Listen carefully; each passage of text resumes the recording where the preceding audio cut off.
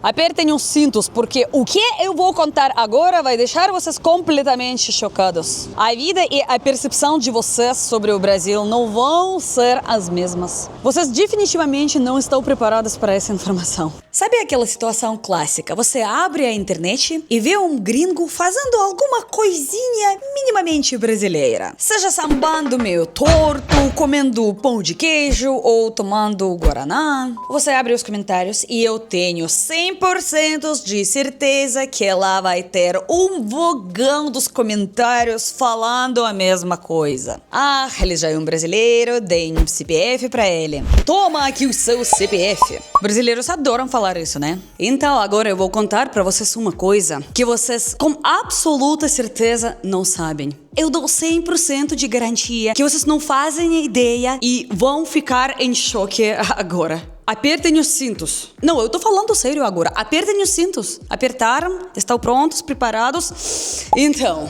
conseguir esse tal de CPF é a coisa mais fácil do mundo. É, na verdade, tão fácil como comprar um pastel na feira. Caldo de cana com pastel. Literalmente qualquer pessoa pode fazer isso logo no primeiro dia em que pesa no Brasil. Sim, minha gente, é uma coisa tão absurdamente simples que chega a ser difícil de acreditar.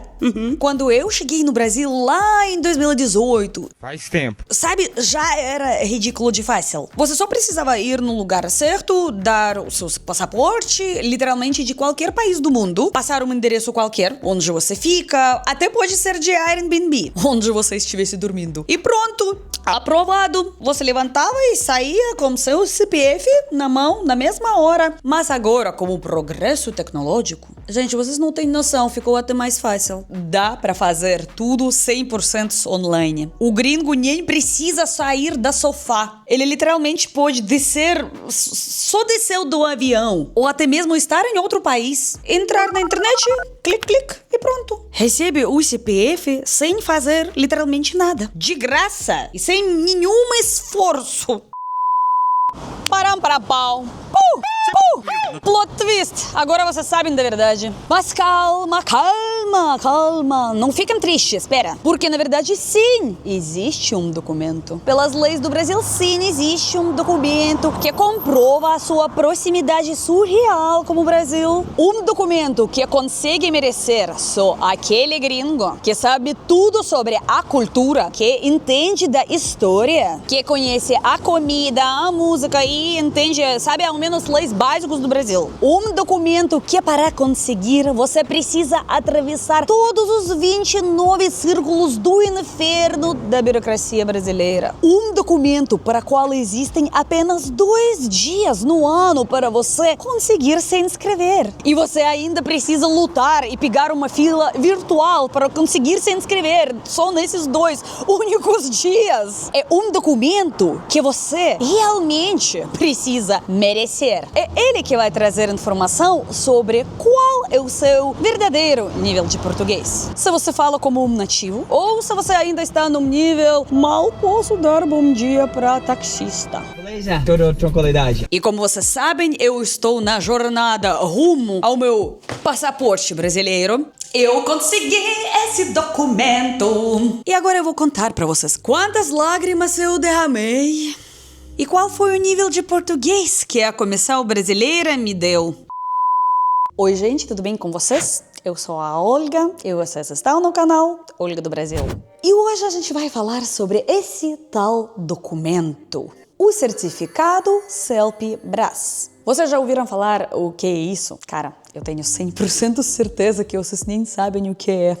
Porque quando eu estava super feliz que finalmente consegui me inscrever, depois finalmente consegui passar, eu fui falar para os meus amigos brasileiros, sabe, para dividir a felicidade. E a resposta de todo mundo foi a mesma. Tá, beleza, mas o que é isso? Eu nunca ouvi falar. Olha a ironia do destino. Mas eu estou aqui para contar e agora vocês também vão saber. Eu confesso uma coisa, eu não sei o que foi mais difícil, passar nesse exame ou conseguir me inscrever para ele. Porque eles abrem uma janelinha minúscula, só 2 vezes por ano. E as vagas esgotam literalmente em 1 minuto. Você fica lá atualizando o site em desespero, você tem 30 abas abertas ao mesmo tempo, a lista das cidades da prova, o mapa do Brasil para calcular para onde você poderia ir, a página do governo. Enfim, quando a vaga some na sua frente, você tem que correr pelas abas procurando onde ainda sobrou lugar. Eu com certeza não teria conseguido me inscrever a tempo e teria enlouquecido na burocracia brasileira se não usasse o Opera. Patrocinador desse vídeo, obrigada Opera. Ele é perfeito para estudantes, profissionais digitais ou aqueles que praticamente vivem online. Vencer o sistema exige muita organização e agilidade. Como eu trabalho com muitas abas abertas, eu posso mudar para o layout de abas verticais. Olha só como fica diferente. Neste formato, as abas exibem o título completo, permitindo a identificação instantânea do conteúdo, por exemplo, o nome das cidades. Para não me perder nesse mar de páginas abertas, vale a pena usar as ilhas de abas. É claro, e a função traçados de abas me salva criando um rastro visual. Quanto mais escura a linha, essa aqui embaixo, mais recentemente eu visitei a aba. Então fica bem fácil acessar rapidamente o que a gente quer, sem procurar infinitamente. No meio de todo esse estresse, eu gosto de usar o player de música na barra lateral. Eu escolho aqui o meu serviço de streaming com um clique simples e controlo minhas músicas sem interromper as atividades na navegação. Olha só que prático. Dá até para destacar e mover para fora do navegador. Olha só, 1, 2, que prático. E na hora de estudar algum conteúdo, o Opera agora tem acesso ao GPT e ao Gemini, aqui direito na barra lateral. E eu não preciso ter abas separadas como site de IA. Se eu tenho qualquer dúvida sobre a história do Brasil ou preciso de inspiração para um texto, é só adicionar um Gemini à barra lateral e ter essa ajuda bem mais rápido. Eu recomendo de verdade. Se você também quer ser mais produtivo e organizar melhor a sua vida digital, baixe o Opera. Mas onde está o link? Aqui na descrição e no primeiro comentário fixo eu também deixei. E agora voltando aos nossos parques de diversões burocráticos e como eu quase já finalmente virei brasileira. Mas afinal, o que é o tal CELPE-BRAS e por que ele é tão temido? A sigla significa Certificado de Proficiência em Língua Portuguesa para Estrangeiros. Basicamente, é o único certificado oficial do governo brasileiro, válido pelo Ministério da Educação. Eles não querem saber só se você decorou uma gramática chata. Eles querem saber se você entende as entrelinhas, as gírias e a realidade do país. E para provar isso, a prova é dividida em 2 partes. Cada parte acontece em um dia diferente. Haja coração para aguentar a ansiedade nesses dias, viu? Primeiro vem a parte escrita. É uma maratona de 3 horas de sem parar. Vai chorar. E não tem exercício de só marcar um X. Não. São 4 redações complexas. Nas primeiras 2 tarefas, eles tocam um vídeo ou um áudio que você pode ouvir só 2 vezes. E depois tem que escrever um texto ou uma página inteira na base daquilo. E nas outras 2 tarefas, você precisa ler artigos jornalísticos enormes e escrever na base disso alguma coisa, tipo uma carta aberta, um manifesto ou um e-mail formal, sabe? E o teu cérebro já está fritando. E não só isso, depois no próximo dia, no outro dia, você precisa voltar de novo pra lá e enfrentar o pior de tudo, a parte oral. São 20 minutos de entrevista cara a cara com 2 avaliadores brasileiros, professores geralmente. Funciona assim: um avaliador fica na sua frente conversando com você, mostrando para você algumas imagens famosas do Brasil ou trazendo alguns assuntos polêmicos da cultura brasileira. E você precisa debater, você precisa argumentar ou defender seu ponto de vista. E o segundo avaliador, ele fica sentado lá no fundão em silêncio absoluto, anotando cada erro que você está fazendo, julgando e anotando, né? Que pressão, minha gente! Mas a loucura começou muito antes do dia da prova. Quando chegou o famoso dia D, dia de se inscrever online, tudo virou um caos. É tipo tentar comprar ingresso para um show internacional, sabe? E eu consegui uma vaga, graças a Deus, em São Bernardo do Campo. Sim, eu estava em São Paulo no momento e isso foi a única opção no estado inteiro. Mas olha, eu tive uma sorte absoluta, porque eu tenho um amigo russo que mora no Rio e ele conseguiu uma vaga só em Manaus. E já conheço gente de São Paulo que precisava viajar pro BH só pra fazer esse exame, sim. Porque é isso, ou você pega o que tem, ou você chora e espera mais 6 meses. Até a próxima. E a minha preparação para essa maratona, gente, sendo bem sincera, eu já me achava a própria brasileira, sabe? Eu pensava, eu já não sei o que eu vou fazer lá, 3 horas, caramba, tá bom, vamos que vamos. Lá no lugar eu me viro. Não me preparei caramba nenhuma. Aquela semana eu passei inteira lotada de edição, preparando alguma coisa pro canal, entrevistas. E pro exame eu fui na vibe, eu sou daqui e sei de quem? Aquela, né? É, assim, né? Até eu pisar na universidade, porque quando eu cheguei lá, parecia, sabe, um busão de gringo parou na frente e... tinha gente em pânico por todo canto. Galera sentada no chão, lendo, preparando alguma coisa. Galera nervosa fora, fumando, falando, hablando várias línguas. Sim, porque tinha várias línguas, mistura, imagina. Ouvi gente falando espanhol, é claro, hermanos. Alemão, tinha muita gente do Haiti. Uma galera da África falando línguas que eu nem conheço. Todo mundo ali na mesma panela de pressão ou depressão. Todas fomos separadas em sala, 30 pessoas por sala. Na entrada lá tinha um armário onde você deixa tudo. Você só pega água, se quiser, e caneta. Só. Entra na sala e começa o famoso... inferno. 3 horas, 4 tarefas. E agora, a parte mais interessante. Tarefas. Presta atenção e me diz nos comentários se você iria passar de primeira. Falando das tarefas, para mim fazer esse vídeo contando curiosidades sobre o Brasil para vocês não é uma tarefa. É um papo bom com meus velhos amigos. Então eu tenho um pequeno pedido de amigo. Deixa o seu like para agradecer e para incentivar eu a fazer mais conteúdo para vocês aqui no canal. Tarefas. Então a primeira, eu tenho aqui tudo anotado pra vocês.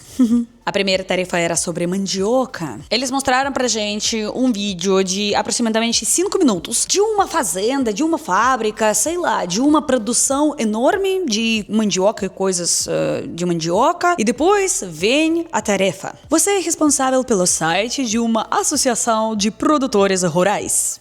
Com base no vídeo, elabore uma postagem a ser divulgada no site para promover a mandioca. Em seu texto, aborde a história da mandioca, os pratos que podem ser feitos a partir dela e sua importância para a cultura brasileira. Gente, eu queria tanto a nota máxima que eu joguei tudo o que eu sabia. Eu falei dos Guarani, da farinha nas aldeias. Falei de todos os pratos, todos que só vieram na minha mente. Eu queria tanto a nota máxima que eu meti louco e até escrevi lá as letras daquele funk. Isso sim, eu meti um funk no exame do governo. Pão, pão, pão, pão, pão de queijo, pão, pão, pão, pão, pão de queijo. Isso tudo que eu desejo. Pão, pão, pão, pão, pão de queijo. Isso é tudo que eu desejo. Não, eles perguntaram influência na cultura, importância na cultura brasileira, influência na cultura brasileira. Isso, funk, é música, né? Meme, tudo faz parte da cultura, não? Claro que sim. Aí veio a segunda tarefa. Dessa vez era um áudio, uns 3 minutos, que tocou 2 vezes e depois silêncio absoluto. Era um anúncio de passeios saindo de Brasília. Você trabalha em uma agência de viagens de Brasília. Escreva um panfleto para divulgar o paraíso na Terra aos clientes da agência, apresentando os principais atrativos do local e incentivando-os a passarem o dia lá.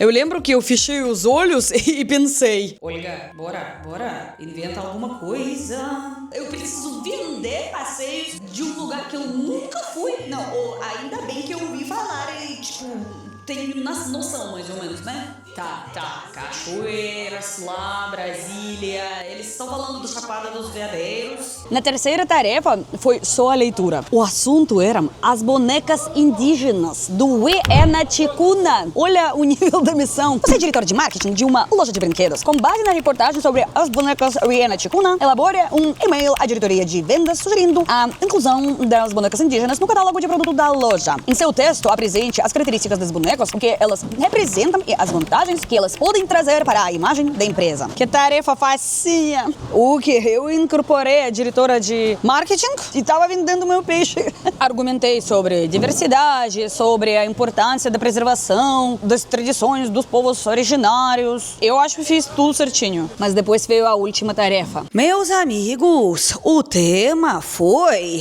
o fantasma da varíola. Um artigo assustador, cheio de termos científicos super complicados que eu nunca vou usar na minha vida, nunca ouvi no Brasil e nunca vou ouvir, talvez. E o comando era esse. Como cidadão consciente e após a leitura do artigo, escreva uma mensagem para o ator a ser divulgada em seu site. E no seu texto, posicione-se sobre a destruição dos estoques do vírus da varíola, defendendo o seu ponto de vista. E esse foi o momento que eu percebi que eu me empolguei demais com mandioca e Chapada dos Veadeiros. E sobrou só 20 minutos. Ai, que ódio! E depois, virei a cabeça e eu entendi que de 30 pessoas que estavam na sala, sobrou só dois e eu.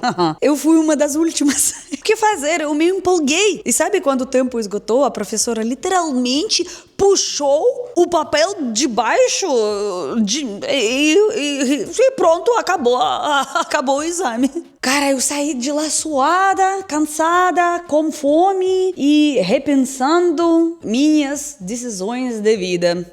Mas ainda não tinha acabado. Faltava a temida prova oral. Voltei lá para a universidade depois de uns 2 dias para a entrevista de 20 minutos. Na sala tem só você e 2 professoras. Uma senta na frente e está conversando contigo e a segunda lá atrás anotando o que você errou. A professora estava conversando comigo, me mostrando imagens da turma da Mônica e as regras de trânsito. Alguma coisa sobre educação de trânsito. E eu tive que debater qual carro podia passar ou não podia, sobre a sinalização, rua de 2 sentidos, um sentido, dá pra ir, não dá pra ir, explicar tudo isso em português. E depois eu lembro, ela me deu um texto, umas imagens sobre práticas de sustentabilidade. Se você vai tomar banho gelado no calor, como isso ajuda, andar de bicicleta ou usar escada, não usar elevador. Eu precisava argumentar, explicar tudo isso, como tudo isso tem a ver com sustentabilidade, consumo consciente das energias, e vocês entenderam tudo isso. Nossa, enquanto eu estava respondendo tudo isso, essa segunda professora, atrás das minhas costas, ficava lá num silêncio absoluto, mas olhando, que eu sentia aqui com minha nuca a olhar dela. Ela estava anotando o que eu estava errando, né? Tudo o que a gente gosta. A vibe. O nível de pressão é surreal. Meses se passaram e eu já não aguentava esperar, até que o resultado finalmente saiu. O certificado tem 4 níveis: intermediário, intermediário superior, avançado e avançado superior. Rufem os tambores. A comissão avaliadora me deu o nível intermediário superior. Pudum. Gente, eu confesso, eu fiquei pistola. Deus, sinceramente, não gostaram que eu meti um funk? Não gostaram que eu chamei mandioca de macaxeira? Caramba, dos paulistanos. Isso que eu ainda não falei nada do cuscuz de vocês. Sabemos. Você é vergonha da profissão! Como assim, intermediário superior? Eu juro que eu estava um nível mais alto. Queria esfregar na cara de todo mundo. Quem é que tira o avançado superior dessa prova? O professor Pasquale? Não. Eu não acredito até hoje. Porque é exatamente por isso que eu fiquei até o final, sabe? Até o final. Mas sabe, quer saber, gente? Tudo bem, sobrevivi, passou. A minha avaliação real e final e a nota mais alta que me importa são os milhares de comentários de vocês aqui. no canal, falando que eu já sou mais brasileira do que muitos próprios brasileiros. Tá lindo. E olha, eu vou falar uma coisa agora do fundo do meu coração. Eu acho que todo brasileiro deveria assistir a esse vídeo para conhecer melhor o próprio país. Porque se todo mundo sabia da existência desse exame, a gente poderia mudar de vez essa velha tradição de distribuir CPF na internet pros gringos abrasileirados. A gente pode começar a falar algo que realmente corresponde à realidade, sabe? Sabe, em vez de, toma já seu CPF. Faz muito mais sentido dizer, olha, esse gringo merece um certificado do CELP. Então, faz favor, pra mim e pra todo o Brasil, compartilha esse vídeo ao menos com 3 amigos seus brasileiros que com certeza não sabiam da existência desse documento e desse exame. Vamos evoluir esses comentários da internet e espalhar essa curiosidade sobre o nosso país. Combinado? Até mais!